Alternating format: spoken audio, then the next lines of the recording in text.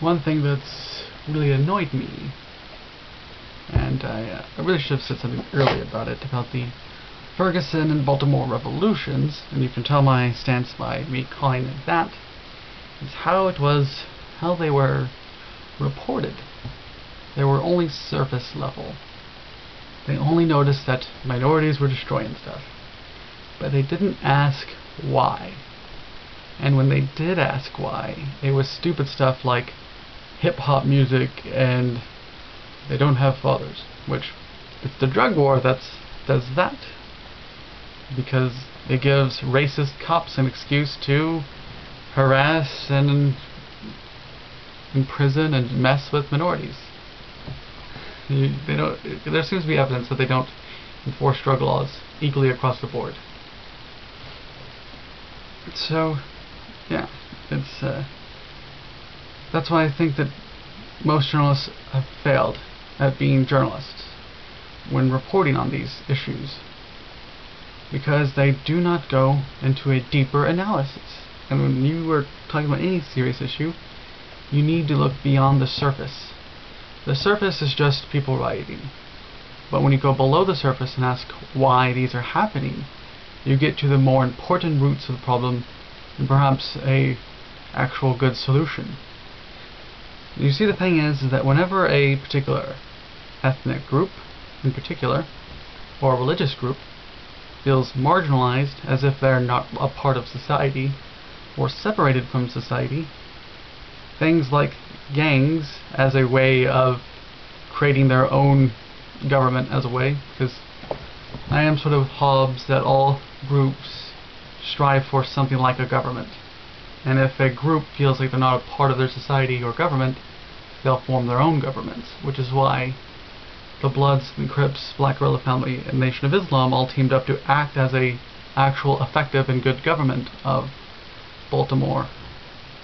See, these gangs were forming together in order to protect their community and to act as a government where, in a situation in which the official government has completely failed them.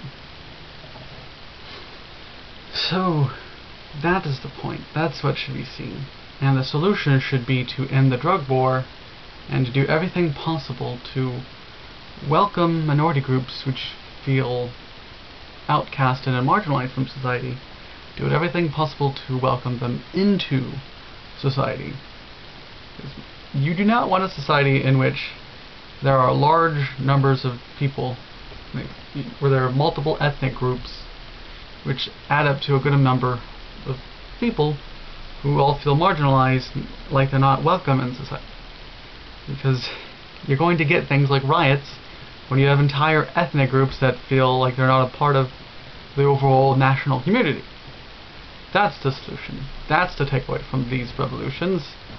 Not that these people are just bad people who deserve to be oppressed and marginalized because look how bad they are rioting. No, the takeaway from rioting should be that there is some serious issue going on here that is being unaddressed and that it needs to be addressed.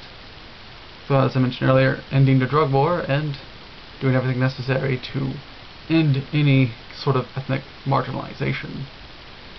And I actually do believe that rioting is necessary and an appropriate response sometimes. And I think in both the case in Ferguson and Baltimore, rioting was an appropriate response. If your entire ethnic group is being oppressed and marginalized from society, and all normal routes have failed, then rioting is the next step.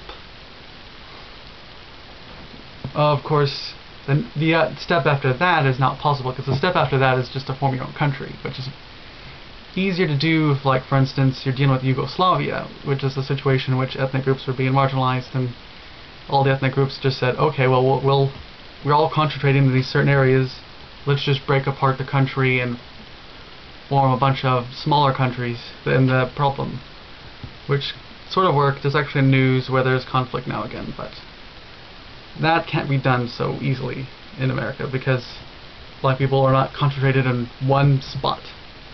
In fact, my last point would be, if like all African Americans in the country were concentrated in one area and were being just brutally just repressed and marginalized, I would be favorable to the idea of giving them their own country. it's analogous again to Eastern Europe, where similar things happened, where an ethnic group was marginalized and then they fought back against their oppressors, and then they were just given their own country. But yeah, that's not the case here. America is way more complicated and just way more of a clusterfuck than even Eastern Europe, which is saying something. That's all that.